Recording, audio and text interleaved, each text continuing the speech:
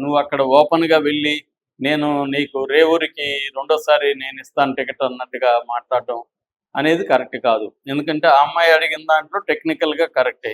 నువ్వెవరు డిసైడ్ చేయడానికి? అధిష్టానం కదా డిసైడ్ చేయాలి అనేది కరెక్టే టెక్నికల్. రేవంత్ రెడ్డి చాలాసార్లు నేను 10 ఏళ్ళు ముఖ్యమంత్రిగా ఉంటా ఇలాగ ఆయన మాట్లాడడం అనేది ఏదో రీజనల్ పార్టీ నాయకుడిగా మాట్లాడడం అనేది ఆయనకు అలవాటైపోయింది. అది ఖచ్చితంగా ఇబ్బందే. ఇక మీదట ఆయన కూడా మార్చుకోవాలి. ప్రతిదానికి అధిష్టానం గురించి మాట్లాడాలి. అంత తప్ప నేనేదో రీజనల్ పార్టీ లీడర్ అంటే ఆయనకు కూడా ఇబ్బందులు వస్తాయి ఖచ్చితంగా.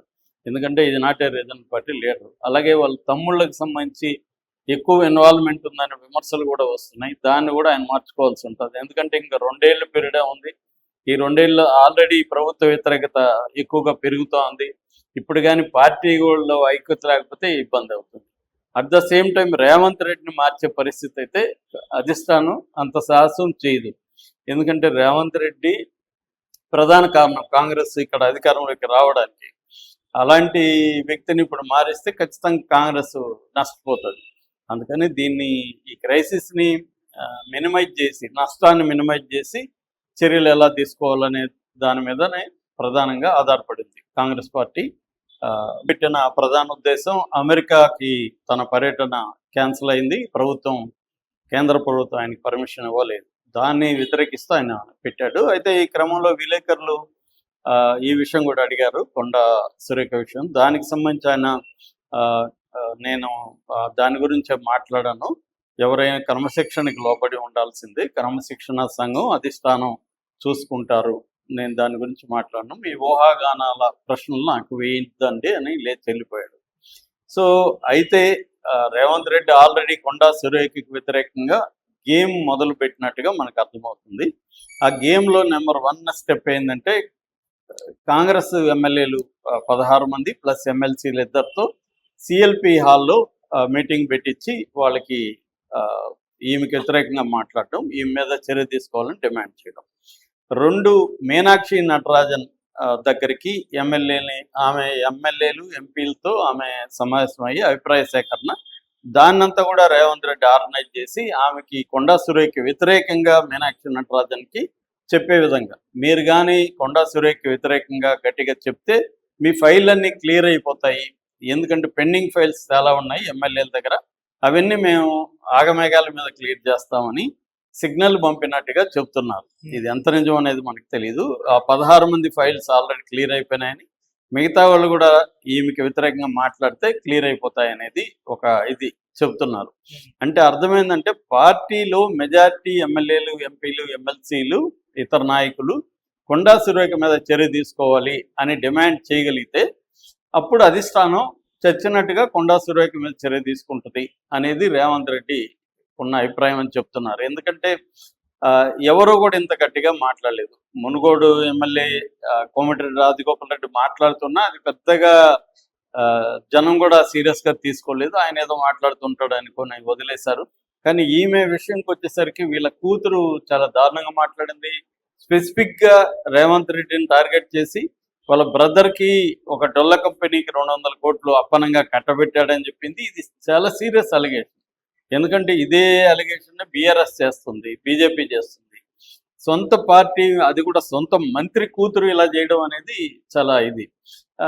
మన తీన్మార్ మల్లల్ లాంటి వాళ్ళు ఏం ప్రశ్నిస్తున్నారంటే, సరే ఈమె కూతురు మాట్లాడింది కాబట్టి ఆమె మీద చర్య తీసుకుంటాం అంటున్నారు. మరి మునుగోడు ఎమ్మెల్యే వెంకటరెడ్డి కోమటి రాజగోపాల్ రెడ్డి మాట్లాడితే వాళ్ళ అన్న కోమటి వెంకటరెడ్డి మీద ఎందుకు చర్య తీసుకోవట్లేదు, ఆయనకి ఎందుకు ఇవ్వలేదు అంటున్నారు. కానీ అక్కడ అది డిఫరెంట్. ఎందుకంటే ఆయన అన్నమాట కూడా వినే ప్రసక్తి లేదు. ఆయన నియోజకవర్గం వేరు, ఆయన వ్యవహారం వేరు. ఇక్కడ అట్లా కాదు. తల్లి దాని ఏమంటారు బర్త్డే ఫంక్షన్లో మాట్లాడింది.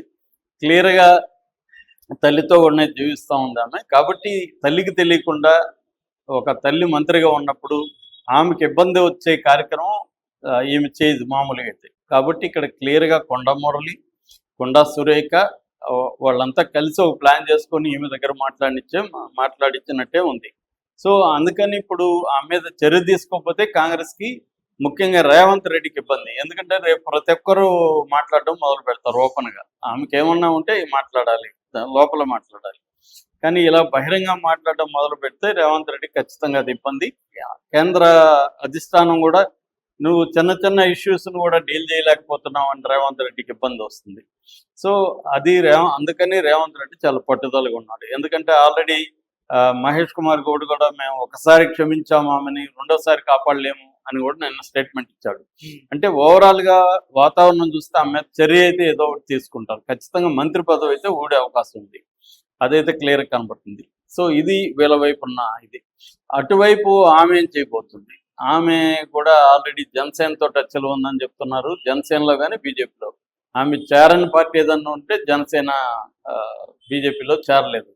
సో ఇప్పుడు బీజేపీలోకి కూడా వెళ్ళే అవకాశం ఆమె ఉంది. ఆల్రెడీ బీఆర్ఎస్, అంతకుముందు టీడీపీ తర్వాత కాంగ్రెస్ తర్వాత వైసీపీ, టీఆర్ఎస్, ఇప్పుడు బీఆర్ఎస్, మళ్ళీ కాంగ్రెస్. బీజేపీలోకి వెళ్ళలేదు, ఇటు జనసేనలోకి వెళ్ళలేదు. ఈ రెండు ఉన్నాయి. ఆల్రెడీ బీజేపీ వాళ్ళు సాఫ్ట్ కార్నర్తో ఉన్నట్టుగా ఆపరేషన్ ఆకర్ష్ పేరుతో ఆమెని లాగడానికి ట్రై చేస్తున్నట్టుగా ఉంది. ఎందుకంటే వరంగల్, పరకాల ప్రాంతాల్లో ఆ ఫ్యామిలీకి గట్టి పట్టుంది.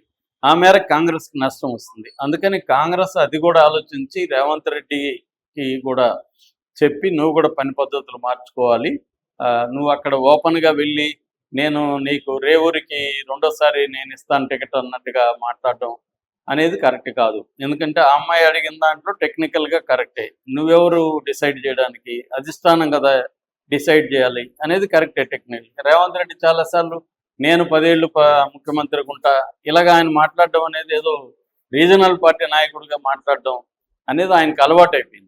అది ఖచ్చితంగా ఇబ్బందే. ఇక మీదట ఆయన కూడా మార్చుకోవాలి, ప్రతిదానికి అధిష్టానం గురించి మాట్లాడాలి. అంత తప్ప నేనేదో రీజనల్ పార్టీ లీడర్ అంటే ఆయనకు కూడా ఇబ్బందులు వస్తాయి ఖచ్చితంగా. ఎందుకంటే ఇది నాటే రీజనల్ పార్టీ లీడర్. అలాగే వాళ్ళ తమ్ముళ్ళకి సంబంధించి ఎక్కువ ఇన్వాల్వ్మెంట్ ఉందనే విమర్శలు కూడా వస్తున్నాయి. దాన్ని కూడా ఆయన మార్చుకోవాల్సి ఉంటుంది. ఎందుకంటే ఇంకా 2 ఏళ్ళ పీరియడే ఉంది. ఈ 2 ఏళ్ళు ఆల్రెడీ ప్రభుత్వ వ్యతిరేకత ఎక్కువగా పెరుగుతూ ఉంది. ఇప్పుడు కానీ పార్టీలో ఐక్యత లేకపోతే ఇబ్బంది అవుతుంది. At the same time Revanth రెడ్డిని మార్చే పరిస్థితి అయితే అధిష్టానం అంత సాహసం చేయదు. ఎందుకంటే రేవంత్ రెడ్డి ప్రధాన కారణం కాంగ్రెస్ ఇక్కడ అధికారంలోకి రావడానికి.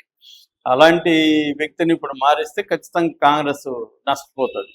అందుకని ఈ క్రైసిస్ని మినిమైజ్ చేసి, నష్టాన్ని మినిమైజ్ చేసి చర్యలు ఎలా తీసుకోవాలనే దాని మీదనే ప్రధానంగా ఆధారపడింది కాంగ్రెస్ పార్టీ, ముఖ్యంగా రేవంత్ రెడ్డికి భవిష్యత్తు. Thank you so much. Already clear అయిపోయినాయని, మిగతా వాళ్ళు కూడా ఈమెకి వ్యతిరేకంగా మాట్లాడితే క్లియర్ అయిపోతాయి అనేది ఒక ఇది చెబుతున్నారు.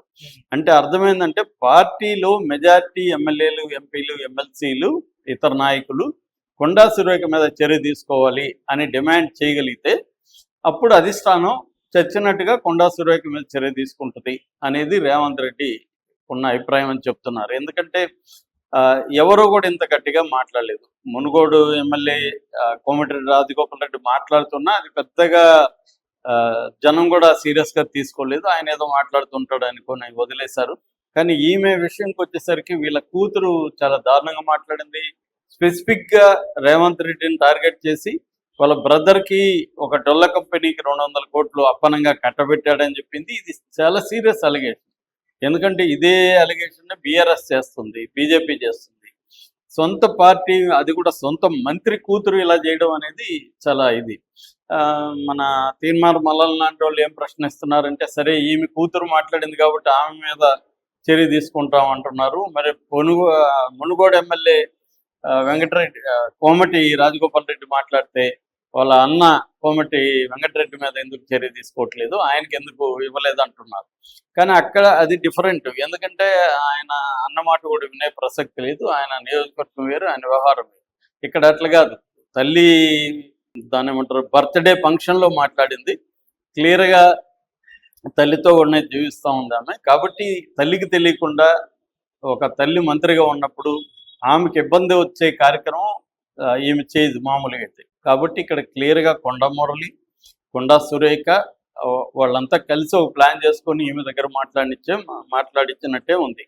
సో అందుకని ఇప్పుడు ఆమె మీద చర్య తీసుకోకపోతే కాంగ్రెస్కి, ముఖ్యంగా రేవంత్ రెడ్డికి ఇబ్బంది. ఎందుకంటే రేపు ప్రతి ఒక్కరూ మాట్లాడడం మొదలు పెడతారు ఓపెన్గా. ఆమెకి ఏమన్నా ఉంటే మాట్లాడాలి, లోపల మాట్లాడాలి. కానీ ఇలా బహిరంగ మాట్లాడడం మొదలు పెడితే రేవంత్ రెడ్డి ఖచ్చితంగా అది ఇబ్బంది. కేంద్ర అధిష్టానం కూడా నువ్వు చిన్న చిన్న ఇష్యూస్ను కూడా డీల్ చేయలేకపోతున్నావు అని రేవంత్ రెడ్డికి ఇబ్బంది వస్తుంది.